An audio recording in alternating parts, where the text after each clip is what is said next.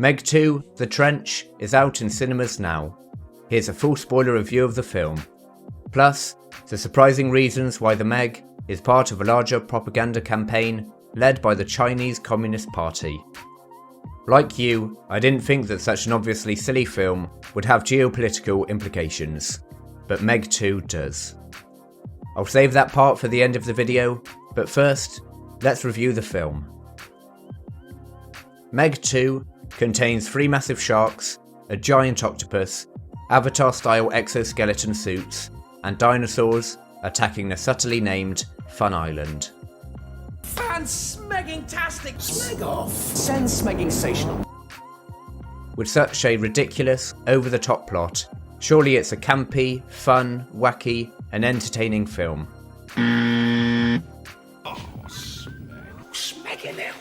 Smeg. Meg 2 starts off with a 1-minute sequence set in prehistoric Earth, where a lizard eats a dragonfly, then a lizard gets eaten by a small prehistoric reptile, who then gets eaten by a T-Rex, who then gets eaten by the Meg, which most certainly establishes a tongue-in-cheek, over-the-top tone. A tone which is completely forgotten about for the next 50 minutes, as we follow Jason Statham, his adopted daughter Mei Ying, the cute girl from Meg 1, who is now grown up into an annoying know-it-all teenager, Mei Ying's uncle, Zhu Ming, and a few other forgettable side characters. This group all work for Zhu Ming's research company, which is backed by the wealthy Hilary Driscoll. Zhu Ming has captured a Meg and thinks that he has trained it, only moments later for it to escape his facility. And the group dive into the trench, where they are double-crossed by Driscoll, who is funding a secret underwater mining facility in order to mine rare earth metals, which Zhu Ming says are used in superconductors, aerospace, and pundit computing. If you know what any of that means, then please let me know. Regardless, we are told that one box of these rare earth metals is worth over $1 billion. We find out that Driscoll is overseeing these operations behind Zhu Ming's back, and upon Statham's group finding this facility, Driscoll sends her goons to kill them. Statham and team escape the trench and head to the local tourist retreat, Fun Island.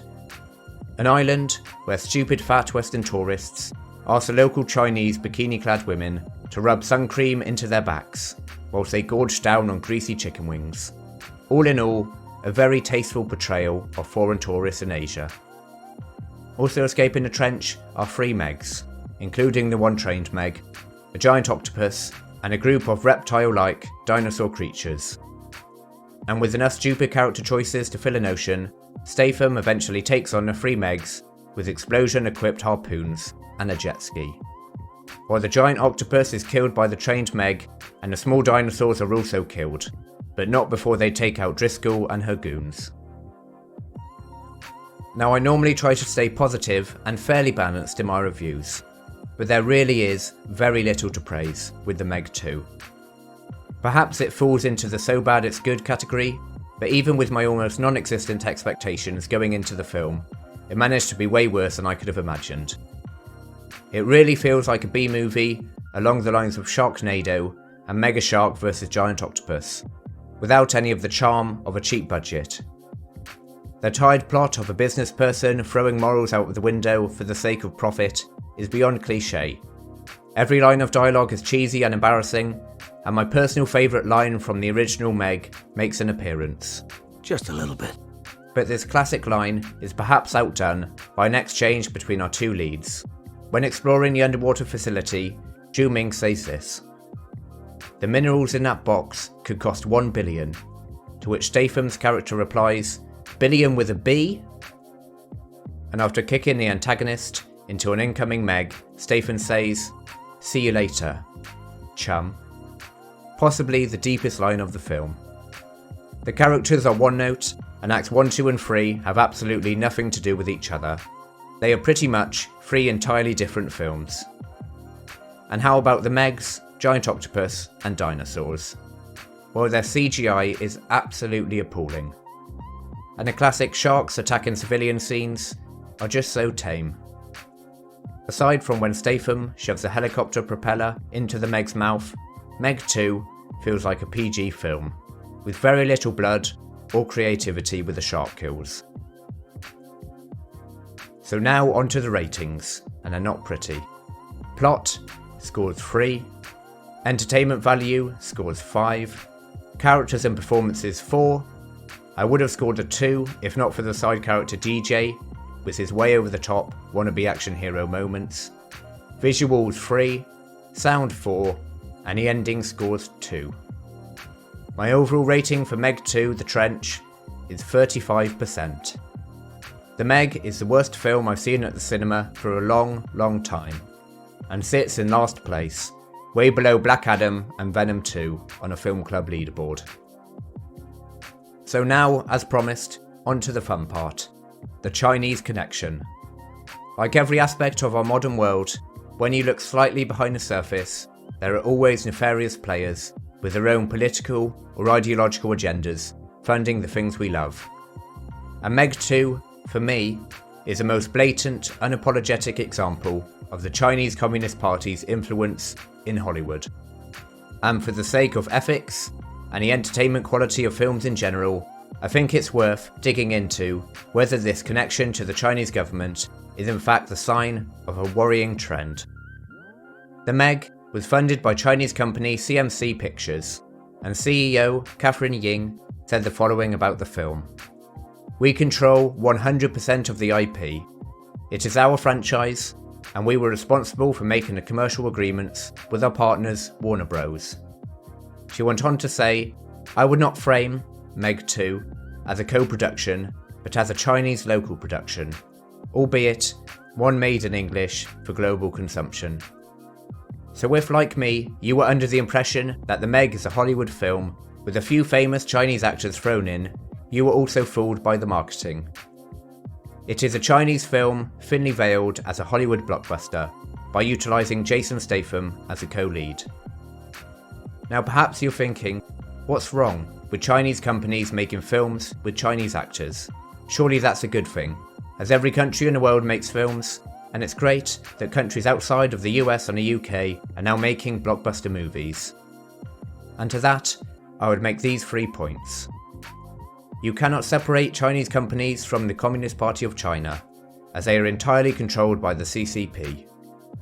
The dangerous pro-Chinese, and I would say anti-Western, but it's more like anti-any country except China propaganda, and the general quality of these films is much reduced, by shoving in Chinese actors who are awful at acting, limiting the gore and violence of the film to fit in with Chinese censorship guidelines, and squeezing in obvious messages that can be seen a mile off.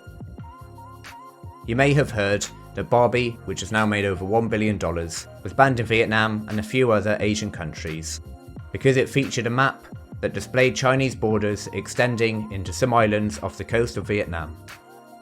Now internationally, these islands are recognised as part of Vietnam's territory, and China's attempt to change world maps to include this section of Asia as within Chinese borders was rejected by the International Court of Justice in 2016. Nonetheless, every map in China features this categorically not Chinese territory as within China's borders.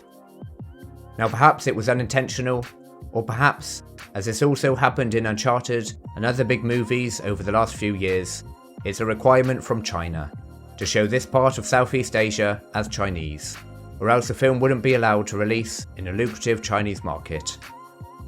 Add this to black actors being erased from movie posters and gay kiss scenes being removed for the Chinese market, and it's clear to see the compromise of morals for the sake of extra money. Hollywood kowtowing to Chinese propaganda is embarrassing, and yet again, despite all their shouting of diversity and inclusion, as you would expect, all Hollywood care about is money, money, money. In 2018, the Chinese movie industry was moved under the direct control of the propaganda department of the CCP, with the express aim of promoting Chinese state propaganda, with an official announcement from the China Film Group saying the following: "The main duties of the state administration of radio and TV affairs are to implement the party's political policies, formulate policies, and measure for radio and television management, and supervise the implementation thereof." So when Catherine Ying says that we control 100% of the IP, and I would not frame Meg 2 as a co-production but as a Chinese local production. What that means is that the Chinese government have approved the film and have added in their state propaganda. Now I know that politics is boring, and like me, you just want to watch a film about sharks, and ignore the behind the scenes grubby stuff that goes on. I mean, Kill Bill, Lord of the Rings and Paddington all had Harvey Weinstein as an executive producer. So separating the art from the artist is something we've all had to do for many years. But what's slightly different, for me at least, in the case of Meg 2, is that once you know it's a Chinese propaganda project, it's hard to unsee every aspect of the film as having an ulterior motive. Why is Jason Statham's adopted daughter in a film when her acting is so bad? Well, because she's Chinese. Why is 30% of the film in Mandarin? Well, because it's a film for Chinese audiences. Why is there very little gore? And why does Fun Island go out of its way to depict foreign tourists as fat, disgusting pigs? Well, because the Chinese propaganda department probably view them as such. Why are all the villains non-Chinese, greedy, immoral, one-note bad guys? Well, of course, it's good old anti-Western propaganda. Perhaps all of these aspects of the film are just creative choices that director Ben Wheatley made independently. But it's hard to overlook the involvement of the CCP in the choices that the film makes. Putting this to one side, I don't think that Meg 2 will make much of a splash, wink wink, outside of China. With a moderate opening weekend of 30 million in the US, 20 million in China, and a Rotten Tomatoes critic score of 28%, though the Meg 2 is certainly not going to have a massive cultural influence to make us all Chinese communists. But nonetheless, I think it's worth highlighting where the funding for the film came from. I normally stick to reviews and stay outside of the political realm, so apologies, as this video certainly got more serious than a film about giant sharks and massive octopuses should. So now I want to know, what do you think? Did you enjoy The Meg as a so bad it's good movie? And what's your opinion on the Chinese government's involvement in this and other recent films? If you're new here, then perhaps consider subscribing to Film Club. I review all the major films and shows on their release, as well as the occasional video essay. Thank you for watching, and see you again.